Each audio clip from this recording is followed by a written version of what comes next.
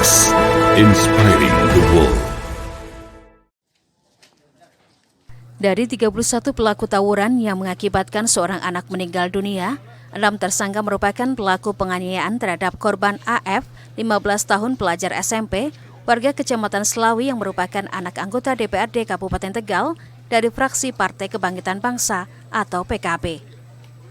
Dari 6 tersangka, 4 orang diantaranya masih di bawah umur, yakni pelajar SMP di Kabupaten Tegal. Sementara 2 orang lainnya merupakan alumni. Kapolres Tegal AKBP Muhammad Sajarot Zakun mengatakan korban AF meninggal dunia karena pendarahan hebat akibat luka senjata tajam pada bagian paha dan tangan.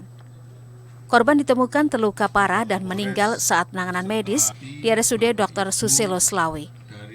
Korban meninggal akibat urat saraf di kaki terputus hingga mengalami pendarahan.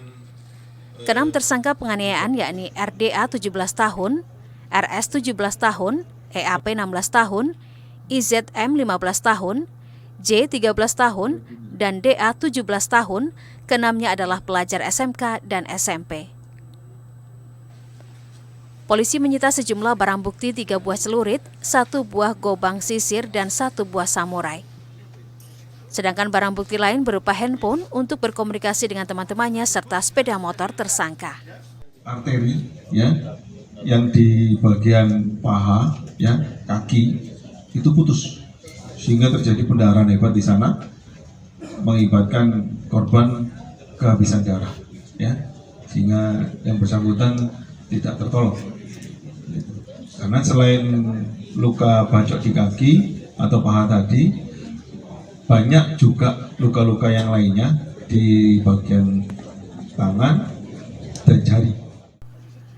Sementara itu, Kasat Reskrim Polres Tegal AKP Foni Fariski mengatakan sebelumnya kelompok tersangka terlibat ejek-ejekan di media sosial dengan kelompok korban.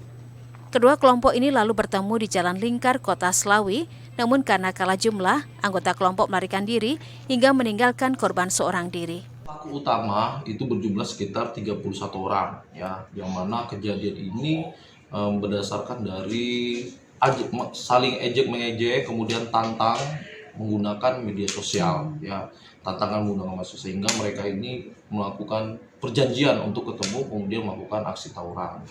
Kemudian kenapa korban ini bisa meninggal itu dikarenakan karena kalah jumlah, ya, korban membawa 15 orang serta pelaku itu berjumlah 30 orang. Jadi dengan total yang mungkin setengah dari pelaku, akhirnya dari korban melarikan diri, kemudian ya korban tertinggal dengan rekan-rekannya, ya dilakukan hasil penganiayaan. Akibat perbuatannya, ke-6 tersangka pelaku penganiayaan dijerat Undang-Undang Perlindungan Anak Junto 170 KUHP dengan ancaman hukuman maksimal 12 tahun penjara. Sementara tersangka yang membawa senjata tajam dijerat Undang-Undang Darurat.